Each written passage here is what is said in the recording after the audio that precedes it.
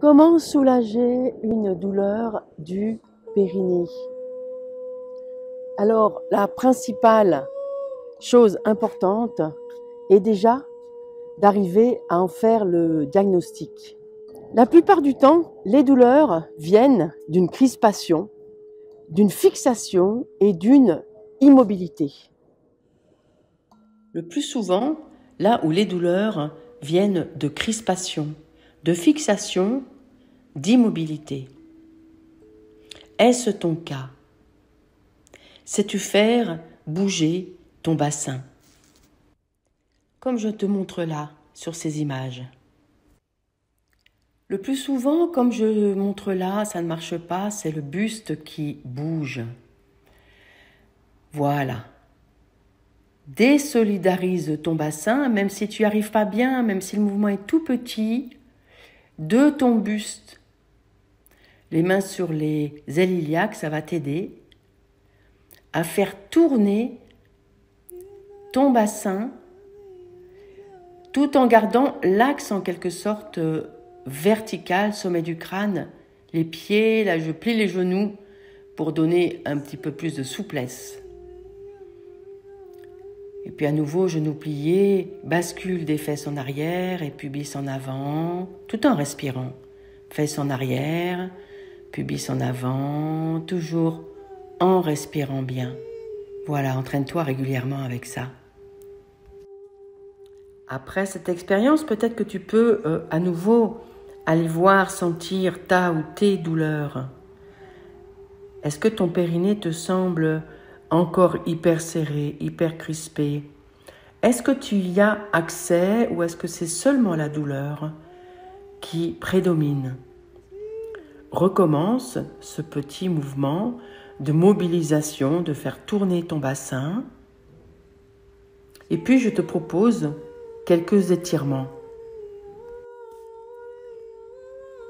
Tout simplement, les pieds dans la terre, tu mets les mains jointes vers le ciel, tu pousses ton bassin en avant, les mains vers le ciel et en arrière, tu respires bien, puis tu recules les fesses, tu descends ton dos le plus plat possible et tu relâches. Respire. Et tu vas remonter en déroulant d'abord ton bassin et vertèbre après vertèbre pour revenir vertical.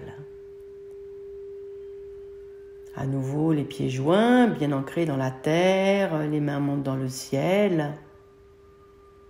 Et tu vas pousser ton bassin vers la droite.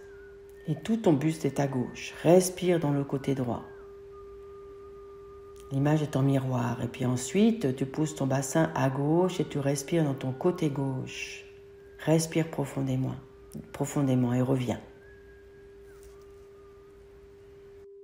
Et à nouveau, périnée, où en est la douleur? Recommence régulièrement ces exercices. Et puis tu vas imaginer que tu respires dedans. Oui, respirer dans ta douleur, même si cela te semble bizarre. Plonge dedans. Imagine que tu respires dans ta douleur, que tu respires dans ton périnée. Qu'est-ce que tu observes? Est-ce que c'est inaccessible? Est-ce que ça te paraît quand même accessible? Le peu que tu comprends, le peu de conscience que tu es en train de mettre en lumière est tellement importante pour tes douleurs. Envoie ton souffle dans ta vulve, dans ton vagin, dans tous les tissus, ceux très denses qui sont entre ton vagin et ton anus. Tu peux peut-être, en glissant ton pouce dans ton vagin et ton index à l'extérieur, à plat, entre la base de ta vulve et ton anus, sentir cette densité. Et si tu amènes ton souffle avec ton imaginaire à cet endroit-là, qu'est-ce qui se passe? Entraîne-toi, j'ai tellement d'expérience, ça fonctionne. Et plus tu vas amener l'idée qu'il peut y avoir une détente, qu'il y a une respiration, et je te promets, les tissus respirent à cet endroit-là, peux poser tes doigts s'il y a une cicatrice sur la cicatrice et respirer dans ta cicatrice. Ou si tu vas oser peut-être demander à quelqu'un d'autre de poser délicatement les doigts sur la sinuosité d'une cicatrice et elle va lâcher si tu respires à cet endroit-là. Respire dans tes douleurs. Refais des exercices d'étirement, de mouvement du bassin.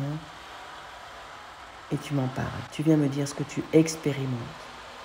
Petit à petit, en persévérant, en redonnant une nouvelle consigne à ton corps, en recommençant si souvent, très souvent, plusieurs fois par jour, ça peut se faire dans ton quotidien, tu vas voir, la douleur va lâcher.